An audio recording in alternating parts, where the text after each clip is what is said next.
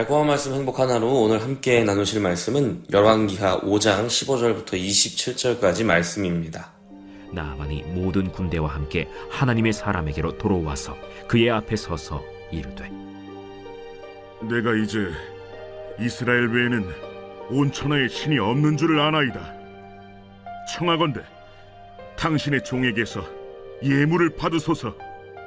내가 섬기는 여호와께서 살아계심을 두고 맹세하노니 내가 그 앞에서 받지 아니하리라. 나아만이 받으라고 강권하되 그가 거절하니라. 나아만이 이르되 그러면 청하건대 노새 2마리의 실을 흙을 당신의 종에게 주소서. 이제부터는 종이 번제물과 다른 희생제사를 여호와 외 다른 신에게는 드리지 아니하고 다만 여호와께 드리겠나이다. 오직 한 가지 일이 있사오니 여호와께서 당신의 종을 용서하시기를 원하나이다. 곧 내 주인께서 림몬의 신당에 들어가 거기서 경배하며 그가 내 손을 의지하심에 내가 림몬의 신당에서 몸을 굽히오니 내가 림몬의 신당에서 몸을 굽힐 때 여호와께서 이 일에 대하여 당신의 종을 용서하시기를 원하나이다. 너는 평안히 가라. 그가 엘리사를 떠나 조금 가니라. 하나님의 사람 엘리사의 사환 게하시가 스스로 이르되 내 주인이 이 아람 사람 나아만에게 면하여 주고 그가 가지고 온 것을 그의 손에서 받지 아니하였도다. 이 여호와께서 살아계심을 두고 맹세하노니 내가 그를 쫓아가서 무엇이든지 그에게서 받으리라 하고 나아만의 뒤를 쫓아가니 나아만이 자기 뒤에 달려옴을 보고 수레에서 내려 맞이하여 이르되 평안이냐? 평안하나이다. 우리 주인께서 나를 보내시며 말씀하시기를 지금 선지자의 제자 중에 2 청년이 에브라임 산지에서부터 내게로 왔으니 청하건대 당신은 그들에게 은 1달란트와 옷 2벌을 주라 하시더이다. 바라건대 2달란트를 받으라.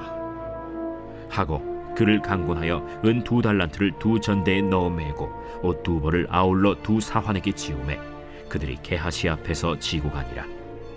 언덕에 이르러서는 게하시가 그 물건을 2 사환의 손에서 받아 집에 감추고 그들을 보내 가게 한 후 들어가 그의 주인 앞에 서니 엘리사가 이르되 게하시야, 내가 어디서 오느냐? 당신의 종이 아무데도 가지 아니하였나이다. 한 사람이 수레에서 내려 너를 맞이할 때에 내 마음이 함께 가지 아니하였느냐? 지금이 어찌 은을 받으며 옷을 받으며 감남원이나 포도원이나 양이나 소나 남종이나 여종을 받을 때이냐? 그러므로 나만의 나병이 내게 들어 내 자손에게 미쳐 영원토록 이르리라. 게하시가 그 앞에서 물러나오매 나병이 발하여 눈같이 되었더라.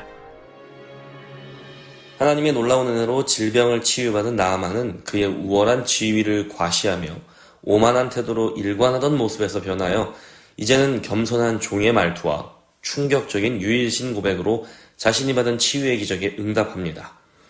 예물을 드리기 원한다는 나아만의 말에 엘리사는 맹세하며 그 요청을 거절하고 나아만이 다시 강권하여 예물을 주려고 했지만 엘리사는 또 거절합니다.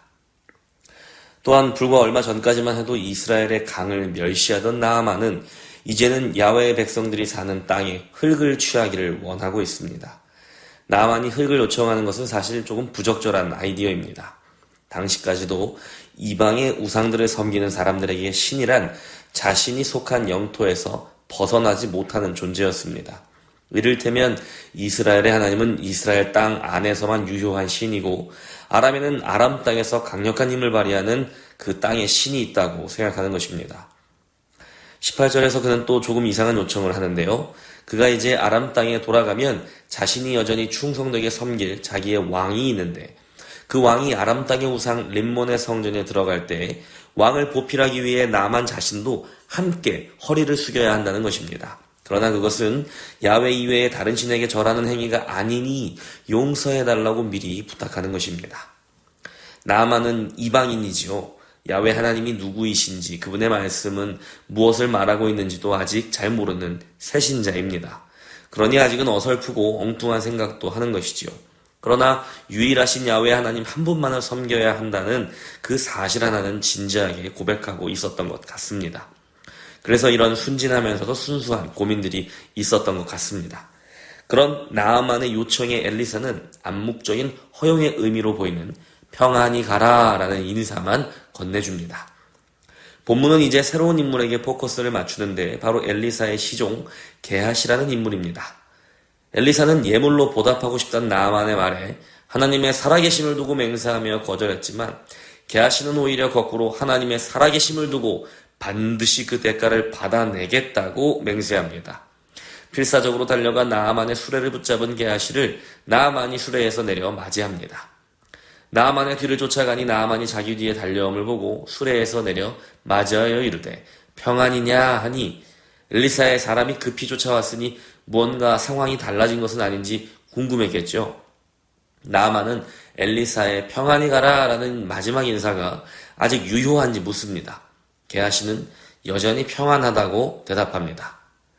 그가 이르되 평안하나이다. 우리 주인께서 나를 보내시며 말씀하시기를 지금 선지자의 제자 중에 두 청년이 에브라임 산지에서부터 내게로 왔으니 청하건대 당신은 그들에게 은 1달란트와 옷 2벌을 주라 하시더이다.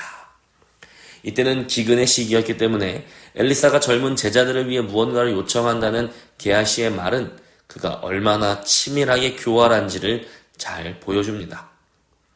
은 1달란트를 요청한 게하시에게 나아만은 2달란트를 받으라고 강권합니다.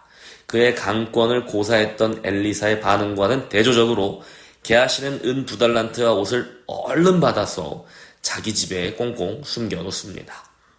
탐욕의 대가는 너무나 신속하고 또 비참하게 찾아왔습니다. 어디를 다녀오느냐는 엘리사의 질문 앞에서 게하시는 아무것도 가지 않았다고 거짓말을 하지만 엘리사의 눈에는 모든 진실이 다 보였습니다.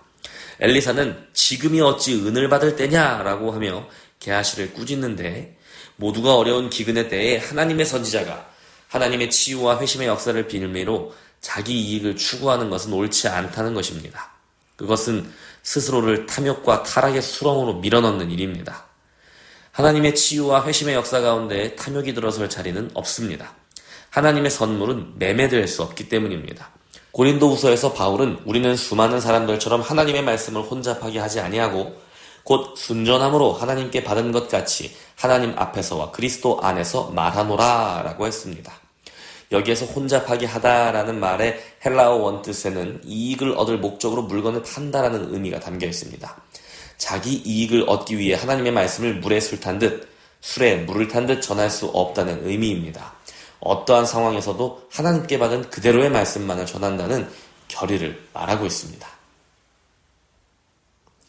이방인이었던 나아만은 질병을 치료받는 은혜를 입음으로 여호와 하나님을 알게 되었고 그분에 대한 믿음을 고백함으로 그분만을 섬기기로 작정했습니다. 그러나 오히려 이스라엘 사람이자 엘리사의 다음을 이어갈 수도 있었던 게하시는 여호와 하나님에 대한 신실한 믿음을 잃어버리고 육신의 질병마저 얻어버렸습니다. 하나님과 가까이 있는 내부자라고 생각했던 게하시는 오히려 하나님과 상관이 없는 외부인이 되어버렸고 완전한 외부인 이방인이라 생각했던 나아만은 오히려 하나님과 가까운 내부인이 되어있는 아이러니입니다. 복음서에서도 이러한 아이러니는 발견됩니다. 복음서를 보면 훌륭한 믿음을 가진 사람들로 소개되는 인물들은 정작 예수님과 함께했던 제자들이 아닙니다. 제자들은 늘 예수님의 말씀을 제대로 이해하지 못하는 사람들로 그려졌죠. 그들은 오히려 이스라엘이 회복되는 때가 되면 누가 국무총리가 되고 누가 비서실장이 될지를 두고 다투기에만 바빴습니다. 그럼 복음서에서 훌륭한 믿음을 가진 사람들로 소개되는 인물들은 누구일까요? 지붕을 뚫고 내려온 중풍병자와 그의 친구들, 부정한 신분으로 위험을 무릅쓰고서라도 군중들 사이를 뚫고 다가왔던 혈루병을 앓고 있던 여인, 유대교 지도자의 권위를 내려놓고 예수님께 간청했던 회당장 야이로와 같은 사람들입니다. 간절한 마음으로 자기의 전부를 걸고 예수님께 자신을 던졌던 때로는 이름도 모를 그런 사람들입니다. 오늘 본문에 등장하는 나아만도 그랬죠. 나아만은 대국의 군대 장관으로서 아쉬울 것이 없는 사람이었지만 그 어디 그 누구에게서도 해결받지 못하는 문제를 가지고 있었기 때문에 결국 자기의 오만한 고집과 권위주의와 상식을 내려놓고 하나님의 선지자의 말에 순종하여 이스라엘의 흙탕물에 몸을 던진 것입니다. 그리고 그는 마치 침례에 순종한 성도처럼 물속에서 다시 태어날 수 있었습니다. 누가 하나님의 사람입니까? 그저 말씀과 하나님의 사람들에게 가까이 있는 사람이 아닙니다. 그 말씀에 순종하여 자신의 모든 것을 던지는 사람입니다. 누가 예수님의 사람입니까? 예수님께 자신을 던지는 사람입니다. 예수님께 자기의 모든 것을 거는 사람입니다. 그런 사람은 침례에 순종하여 마치 어머니의 양수에서 다시 태어나듯 완전히 새로운 사람으로 거듭나게 됩니다. 그의 마음과 생각이 예수님을 통해 완전히 달라집니다. 나아만이 그랬던 것처럼 말입니다. 계하시는 함께 하시는 하나님, 치유와 권능을 보이시는 하나님을 통해서 자기 이익을 구했습니다. 장사를 하려고 했습니다. 그는 하나님의 살아계심에 맹세코 이 기회에 뭐라도 하나 장만하고야 만다라고 다짐했습니다. 그리고 그는 문둥병을 장만했죠. 누가복음에서 예수님은 이렇게 말씀하셨습니다. 또 선지자 엘리사 때 이스라엘에 많은 나병 환자가 있었으되 그 중에 한 사람도 깨끗함을 얻지 못하고 오직 수리아 사람 나아만 뿐이었느니라. 이 교회 안에 그리스도인 성도라는 이름으로 우리가 모여 있습니다. 누가 예수님의 사람입니까? 누가 예수님의 이름으로 치유와 회복을 경험하고 있습니까? 예수님의 말처럼 참담한 결과를 얻지 않도록 오직 예수님께 우리 자신을 던지는 진짜 믿음의 사람, 예수님의 사람으로 살아가도록 우리 스스로를 돌아보고 기도합시다. 치유와 회복의 기쁨을 누리기 위해 순종의 강으로 나를 던집니다.